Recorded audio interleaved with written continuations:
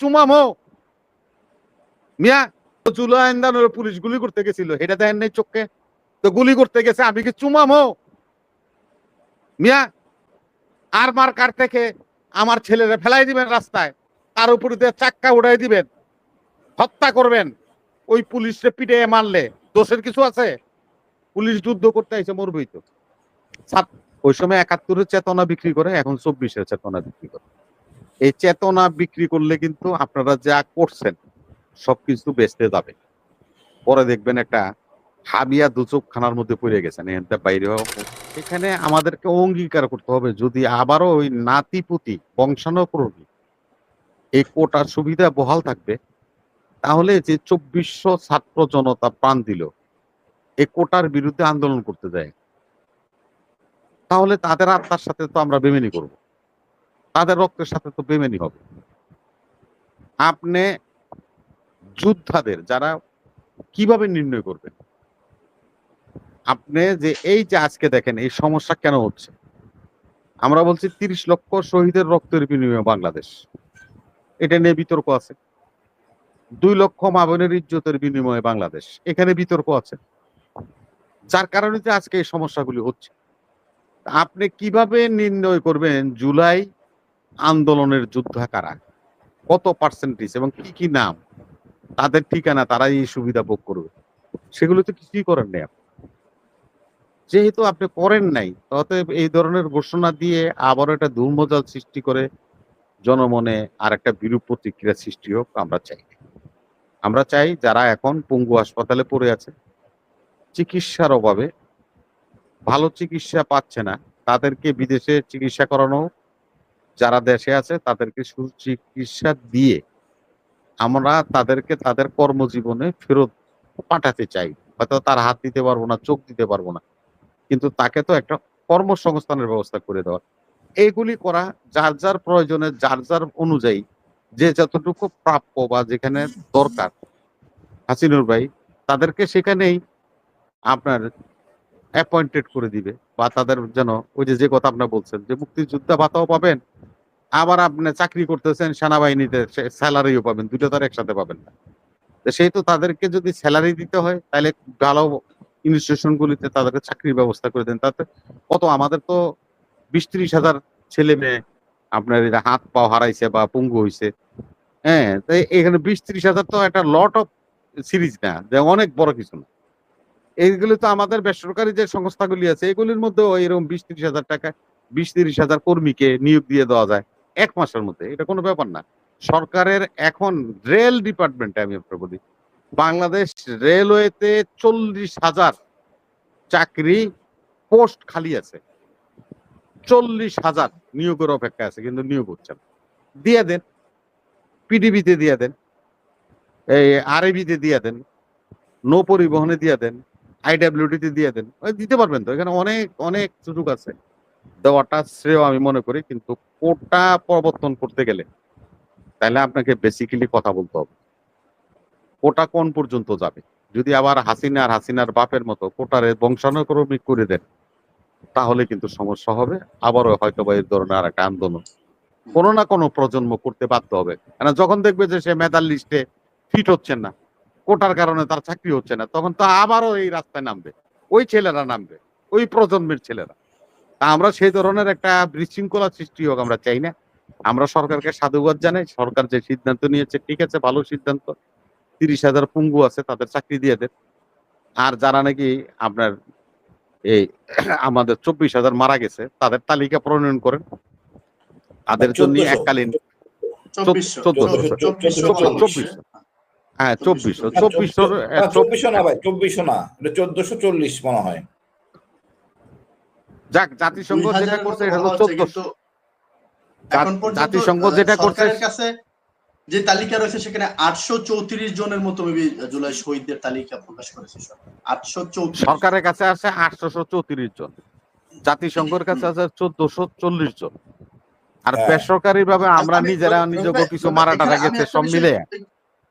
একটা বিষয় একটু বলি যে জাতিসংঘের বিষয়টা সরকারের বিষয়টা রিপোর্টটা এক হয় নাই, এইটা বের করা উচিত। আরেকটা বিষয় যে গত কয়েকদিন ধরেই দেখা যাচ্ছে যে কোথাও ছাত্রলীগের নেতা বা যুবলীগের নেতা তারা জুলাই যোদ্ধার সনদ পাচ্ছেন বা জুলাই যোদ্ধার স্বাস্থ্য কার্ড পেয়ে যাচ্ছেন। তো এখান থেকে আসলে সরকারকে বেরিয়ে আসা উচিত না, যে ছাত্রলীগ করতো, আন্দোলনে গিয়েছেন আন্দোলন প্রতিহত করতে, কিন্তু এখন সে আহত, সেটা দেখিয়ে সে সনদ দিয়ে নিচ্ছে। এরকম অনেক নিউজও কিন্তু পাওয়া যাচ্ছে। গতকালকেও নিউজ হয়েছে যে যুবলীগের একজনকে দেওয়া হয়েছে।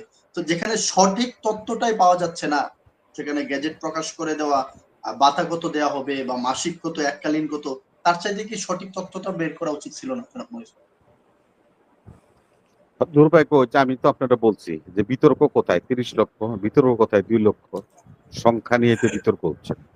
আবারও যদি এই সংখ্যা নিয়ে বিতর্ক হয় তাহলে তো পুরা, যে এই যে রক্ত আমার ভাইরা দিল, সরকার বলে 834 জন, আমাদের জাতিসংঘের মানবাধিকার কমিশন বলছে হলো 1440 জন, আবার দলীয় ভাবে অনেকভাবে কথা হচ্ছে, সেখানে আমাদের একটা হিসাব আছে, আমাদের 2400 জন আমাদের হিসাব আছে।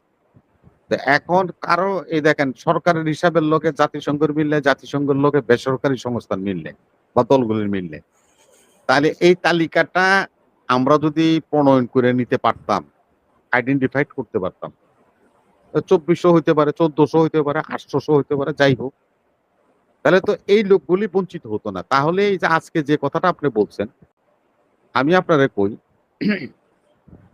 মুক্তিযুদ্ধের পরে আমরা যখন যুদ্ধ করে বাড়িতে ফিরে আসতেছি, আমার এলাকার যে নাকি আওয়ামী লীগের সভাপতি, সে কিন্তু মুক্তিযুদ্ধে যায়নি।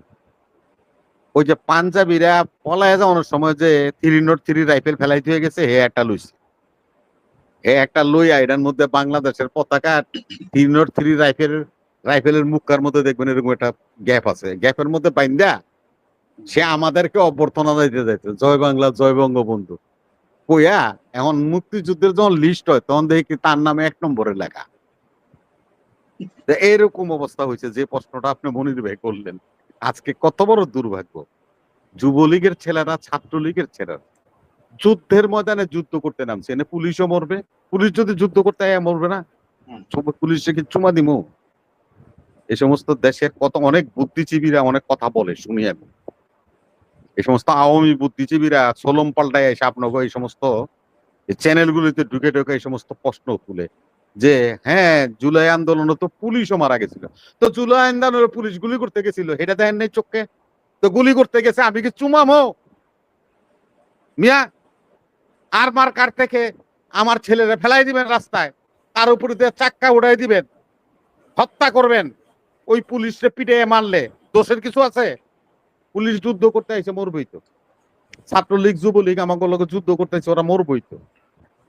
এখন যদি আপনারা এই 17 বছর হলের মধ্যে থাইকা ছাত্রলীগ কইরা আপনারা বিপ্লবী হইলেন, আপনারা খোলস খুলে এখন বলেন আমরা সমন্বয়ক, আমরা যোদ্ধা, তো আপনারা তো সঙ্গত কারণেই ওই যে আপনাদের বন্ধু বান্ধব তাদের নুন নিমুখ খাইছেন 17 বছর, 2-4 জনের নাম তালিকায় উড়াই দিবেন, দিতেই পারেন। যার কারণে এটা হচ্ছে, এবং মুক্তিযুদ্ধের সময়ও এই ধরনের ঘটনা ঘটেছে। আমার এলাকাতে 2 জন রাজাকার কমান্ডার, আমাদের যিনি নাকি জেলা কমান্ডার ছিল, উনি সরাসরি ঘোষণা দিছে ওদের 2 জনকে হত্যা করে কল্লা আমার সামনে নিয়ে আসো। আর ডিস্ট্রিক্ট কমান্ডারের যে নাকি 2 জন ডেপুটি কমান্ডার ছিল, তারা আবার ওই 2 জনের কাছ থেকে টাকা খাইয়া হে 2 জনের হেগো বাইক নিয়ে পলায় রাখছিল। হেরা কিন্তু মরে নাই, কিন্তু হেগো কল্লাও আনে নাই আর মরেও নাই। এই ঘটনা তো এখনো ঘটতেছে। আমরা আমাদের বাড়ি ঘরে এই সমস্ত লোকদেরকে আশ্রয় প্রশ্রয় দিচ্ছি।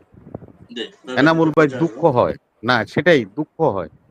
রক্ত দিল আমাদের ছাত্ররা, রক্ত দিল আমাদের রিক্সাওয়ালারা, অটোওয়ালারা, শ্রমিকরা, গার্মেন্টস এর শ্রমিকরা, আর বেনিফিট নিচ্ছেন আপনারা।